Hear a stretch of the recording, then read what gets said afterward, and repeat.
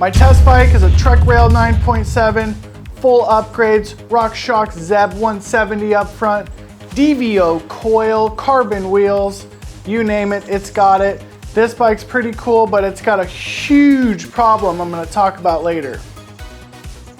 This 2020 Trek Rail we're looking at is identical to the bikes that are being sold today under the listing first and second generation. I was doing a cringy video about the top 11 cheapest e-bikes under $5,000 and I ran into this Trek Rail. So I got on the phone and I called my friend. I'm like, can I borrow your ancient Trek Rail? Because that bike is still being sold today. You can expect this 2020 Trek Rail and the current ones to ride very similar. The only changes are going to be components. Back to the bikes that are available to be bought. There's a Trek Rail 5, Trek Rail 7, 9.7. Trek Rail 5 super base model aluminum 500 watt battery.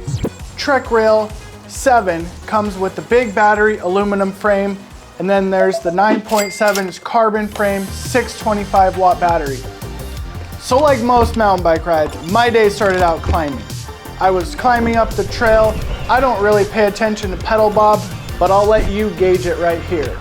This bike has a DVO coil. You know, coil's got a little more pedal bob. No problems for me.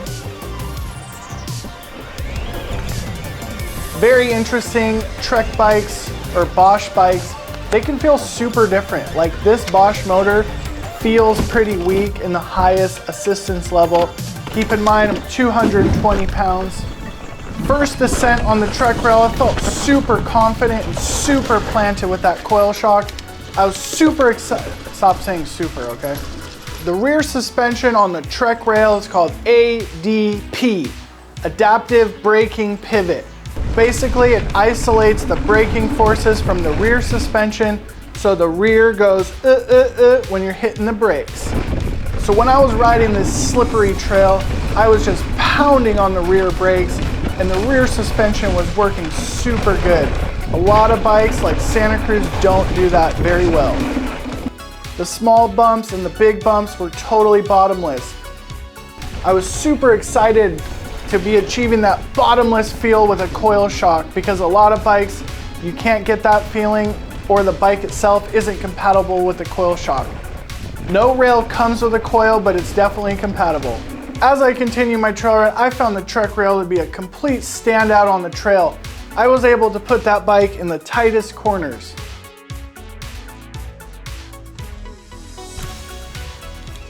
Let me explain why the bike can do it so well. The size large I'm riding is 1243 millimeter wheelbase, which is super short for a 29-inch wheel bike.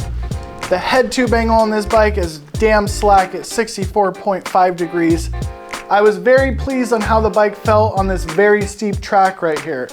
Totally confident.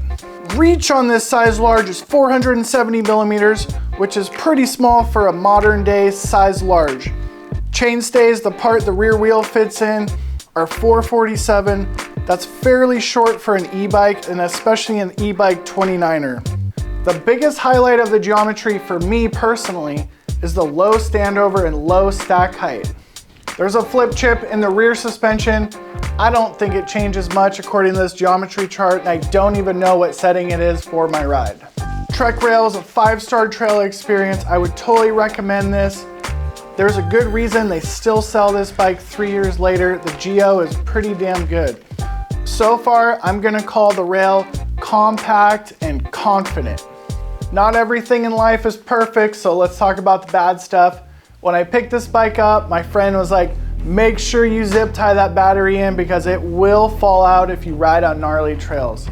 I personally haven't had these experiences, but according to him, this bike is constantly plagued with batteries shaking, and I can vouch for a lot of noise on the descents.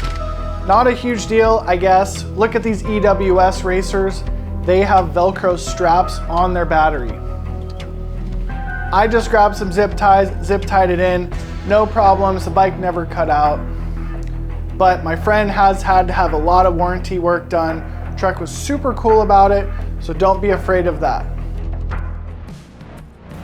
Okay, I was told this bike has a 230 by 60 millimeter rear shock in it, It comes with a 230 by 57.5, and when my friend ran the 62.5 shock, he said the rear tire hit the frame on big compressions, so don't go past 230 by 60 on the rear shock and you should be really good. So the largest battery you can get on these old school rails is 625. This battery's got a lot of cycles on it and the range was really disappointing. The good thing about this battery is it's very compact and you can put it inside a backpack, buy a second battery if you're on big rides. Personally, 90% of my rides are 625, but there is that 10% of rides where you do want more range, but the battery is real small and easy to put in. So Trek approves 170 millimeter fork. This bike does have a 170 millimeter fork on it. Rides great, no complaints. So my second ride was on some blue flow trails because I wanted some diversity in the riding. First thing out of the gate, the rail does not lend itself towards high speed riding. My size large has a 1243 millimeter wheelbase, so it's like a short car. Doesn't feel super good at high speed. It feels noodly.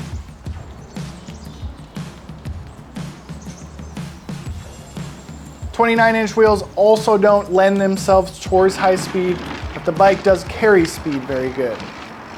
It did take some adjustment. About 30 minutes into my ride, I was warming up to the rail and it was feeling better on the blue flow trails. I was also enjoying that compact design because you can take the bike and rail it from side to side and it changes directions really good. Perfect name for the bike. By the end of the day on the blue flow trails, I was loving it. Was some adjustment period.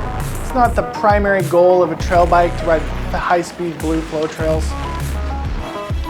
The Legacy Rail is a solid bike, even 3 years after its release. They still make this bike for good reason. If trail riding was my main experience, I would probably go with the first, second gen rail, skip the third and fourth. I would guess the third and fourth are gonna ride better on blue high-speed flow lines because the bike is longer. I'm gonna say it's one of the better trail bikes or maybe best trail bike I've ever ridden. So the bummers of the bike, the small battery and no tunability in the motor. To be fair, I rarely open my Specialized app and tune the motor, so it's not a huge deal. 625 watt battery, a little bit of a bummer. About 90% of my rides are under 625, and this battery is super small. It fits right in this Evoc backpack. If you're looking for the cheapest e-bikes out there on the market, under $5,000, click this video. And if you want to watch what YouTube says to watch that one.